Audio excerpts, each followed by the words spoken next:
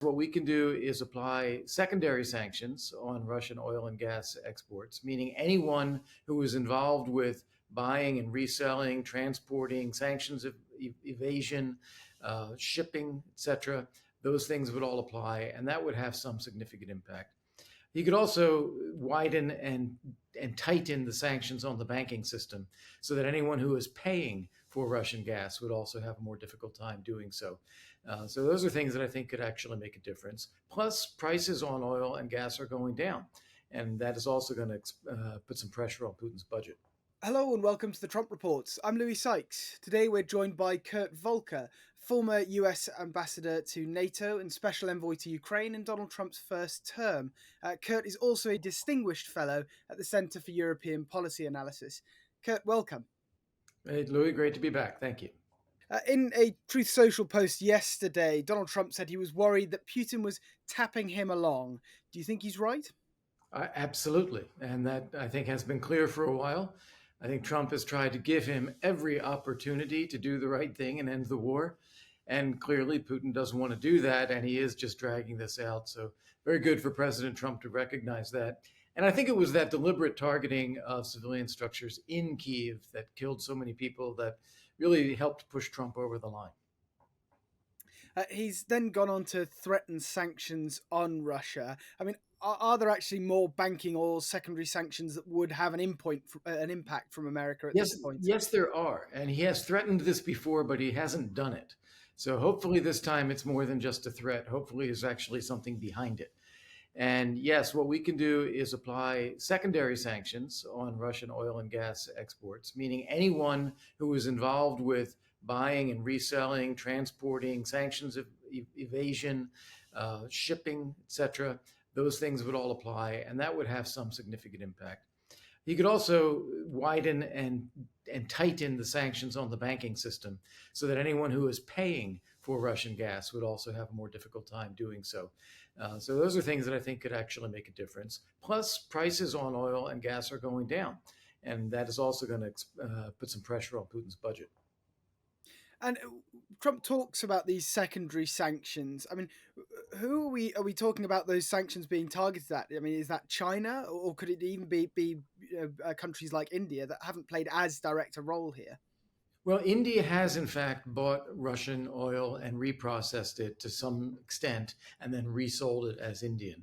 And so that could apply there. But the low hanging fruit, as you say, is China, where I think China has taken advantage of the fact, knowing that these secondary sanctions are not being applied, and has been buying a lot of Russian energy. This would expose their industries and banking system to actual sanctions and not being able to do business with the wider global economy. That would have an impact. And the Kremlin has said since then that it's now open to direct, unconditional talks with Kiev. But should that not have been the starting point of this 100-day target rather than pretty much the end? Well, the starting point should be an immediate and full and unconditional ceasefire. And that is what President Trump pushed for. It's what President Zelensky agreed to. They had a few variations on that. Okay, let's start with maritime, let's start with air. But Zelensky is prepared to say an absolute, immediate, full ceasefire. And Putin is just not willing to do it because he wants to get concessions in advance. And as you say, that there is often this kind of difference in what the Russians or what the Kremlin does versus what they've actually been saying. How long do the Russians really have here now to put something on the table or start some form of talks, do you think? Well, I don't think they have any intention of actually ending the war on reasonable terms. They want to take over Ukraine. They want to change the Ukrainian government. They want Ukraine to be demilitarized. They want a treaty commitment that'll never be a member of NATO. Everything you can imagine they want.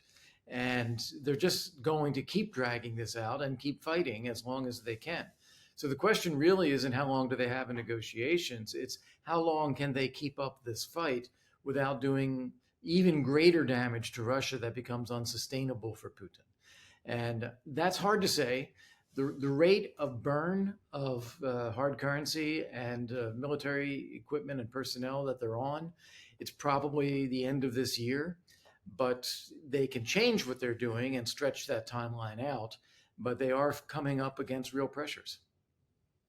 And following Trump's comments, Senator Lindsey Graham, a longtime ally of Kiev, has said that Congress is ready to bring forward bipartisan bills expanding US sanctions on Russia.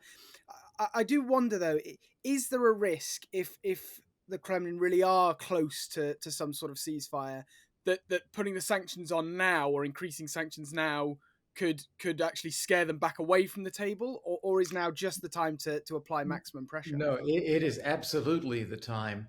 It's time. What Congress can do by passing legislation like this, both on sanctions and also on providing loans to Ukraine so they can buy weapons, that will show Putin that the backing is there. It strengthens Trump's negotiating position. And were you happy to see that this bill that's come forward is bipartisan, that there is a level of unification across the US political spectrum behind this idea? Sure. Well, it's not surprising that it's bipartisan. There is very strong bipartisan support in Congress for Ukraine and opposition to Russia. It is a smaller minority that has been the far right MAGA group that has been skeptical, and they've been waiting for Trump's lead. And now I think with Trump saying, okay, Putin is not playing ball, we have to move on, we have to change our approach, I think it's a green light for Congress to go ahead and act. And is there more other than sanctions that you think Trump should be putting on in terms of pressure against the Kremlin?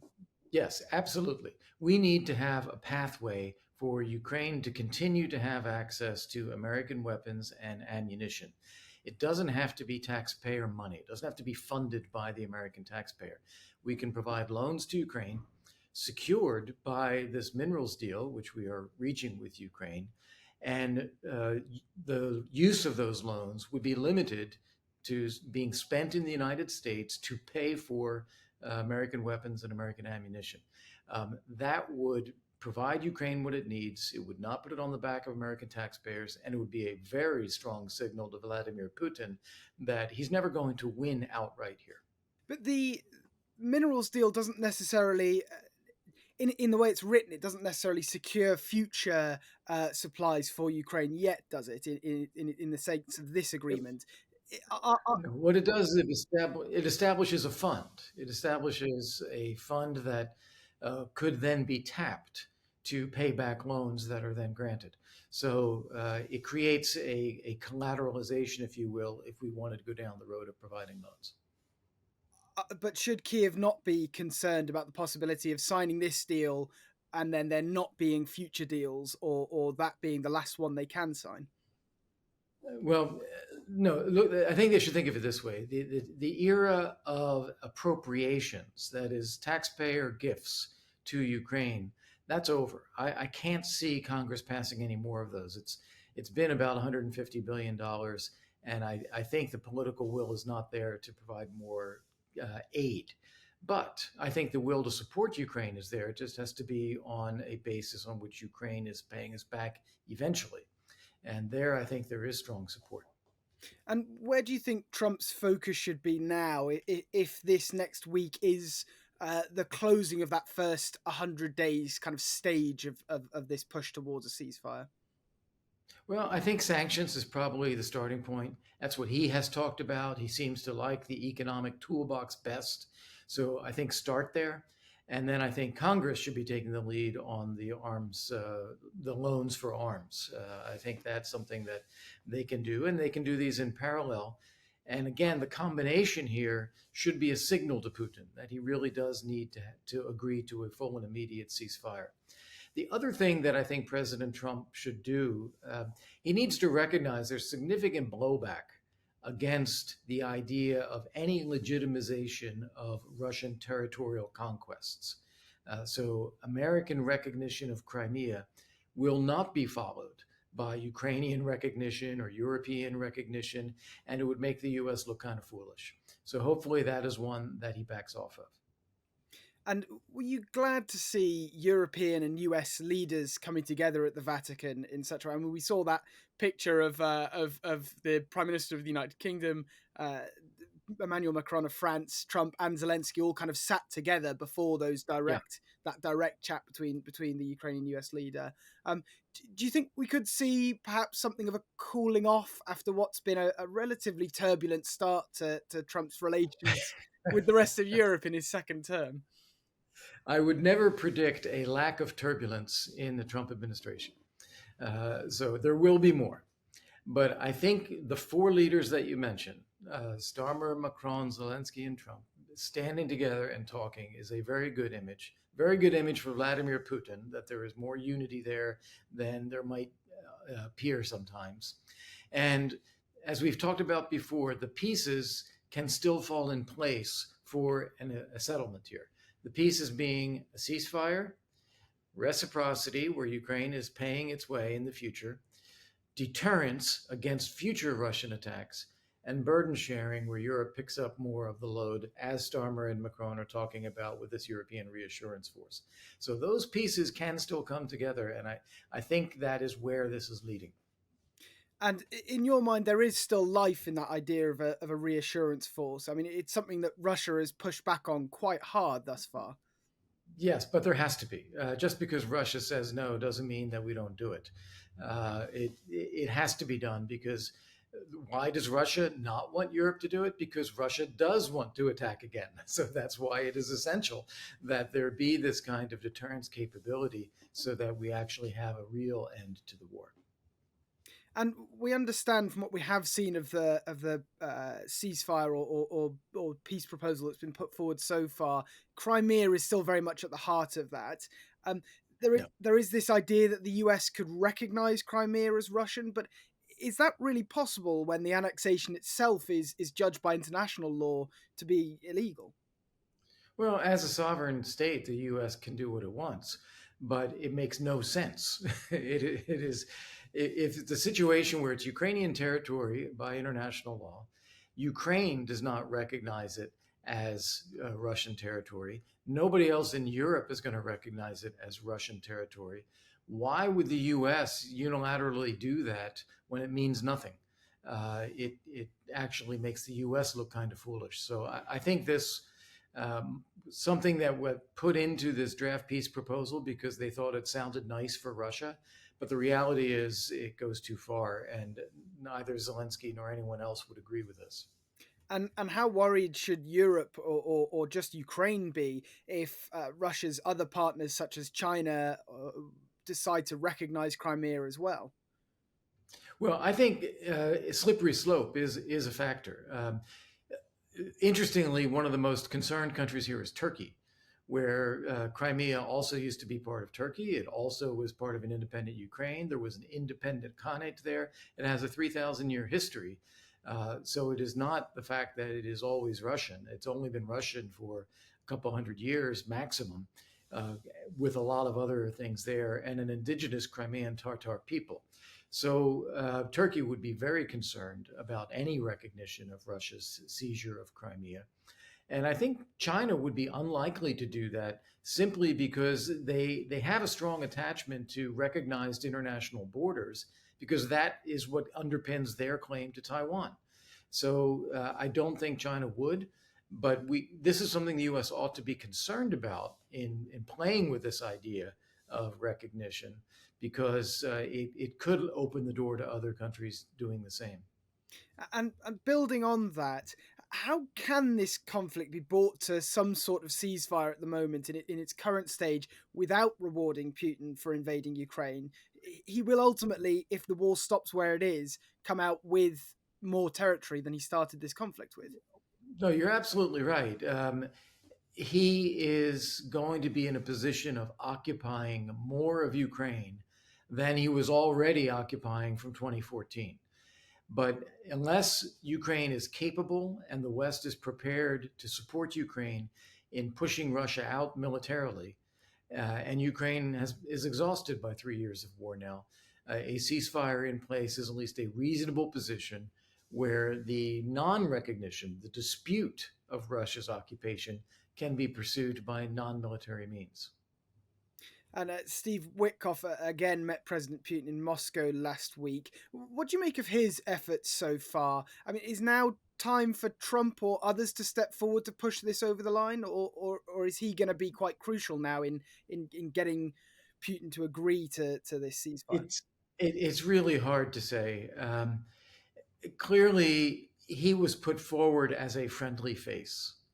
He was put forward as someone who can talk with Putin and the Russians and not appear to be hostile to them. But the result, as we have seen, and as now President Trump has even said, is Putin just saying nice things, but not actually doing anything and dragging this along. So that means that Witkoff's efforts have not been successful. And from that perspective, what happens next is a good question. And we spoke a bit before about sanctions. The Russians are still pushing hard for this idea that there could be some sort of alleviation of sanctions.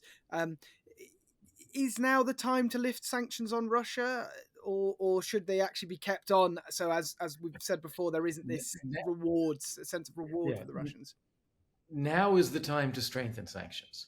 Now is the time to put in place enforcement mechanisms for secondary sanctions on oil and gas, on shipping of Russian sanctioned products, on the financial system so that no transfers can be used to pay for Russian oil and gas. These are the sorts of things that should be tightened up now, precisely because Putin has ignored Trump's efforts to have a ceasefire. And I wanted to ask you briefly, Kurt, as a diplomat yourself, what you made of the nature of negotiations around this conflict since Trump has come into office, and what does that sit down in the Vatican? Does it tell us anything more about Trump and Zelensky as leaders? Well, so first off, I think one of the things that the Trump administration has done, which is important and significant, is increase the focus and the pressure at the highest level for ending the war now. Don't just let it go on. Don't just provide as long as it takes, but try to end the war. I think that is significant and very positive. Second, I think recognition that you got to get Putin to stop the war because he's the one who's causing the war. I think that is also important. So keeping that focus. But what has not happened is sufficient pressure on Russia and Putin to cause him to calculate that the costs are too high of continuing. Putin still wants to continue. The pressure on Zelensky was effective. He didn't want an immediate ceasefire in place because it is going to leave Russia occupying a lot of territory. But he went along with that because it is a better outcome than losing support. And so I think Zelensky is in a good position right now and is in alignment with Trump and with the West on a framework for stopping the fighting, strengthening Ukraine militarily, politically, economically, getting them on track for the European Union, having security assurances for Ukraine going forward. I think Ukraine and the West have largely come into alignment. I think that Putin has not. And that is because there has not been sufficient pressure until now.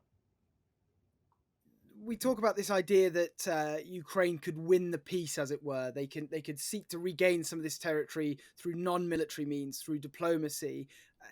Do you think there is any sign that Russia want to do that now, or can you see any path to that in the future? Russia intends to win militarily and to win the peace. That is what they want to do. And therefore, they have to be blocked. They have to be stopped from that. As I said, we haven't done enough to stop the military effort yet. And then even if there is a ceasefire, Russia will use every other means at its disposal to try to undermine a sovereign and independent Ukraine. So we have to be vigilant against that, and we have to use the time that a ceasefire provides even better than Russia does. And is there more that Europe could be doing now, or is there maybe some pressure you'd think would be useful for the US to put on Europe to step up anywhere else in their support for Ukraine? Well, Europe is moving in the right direction for sure. This is more money for defense procurement, more money going into strengthening European defense industrial capabilities, aid to Ukraine, considering even aid to Ukraine where they buy American weapons, which can be delivered more quickly.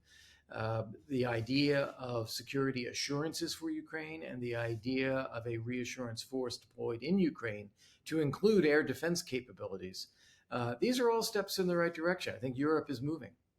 And is there anything they could do to bring the US more on side with the reassurance force? I mean, they've been pushing hard for some form of US backing on this reassurance force. Do you think there's I think there will be U.S. backing for this. I think it needs to be defined.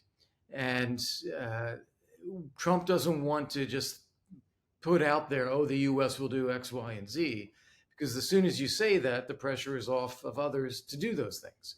So he wants Europe to put together the package as robustly as they can, and then the U.S. can provide support after that. well, Kurt Volker, thank you very much for joining me today on the Trump Report. It's a pleasure. Thank you.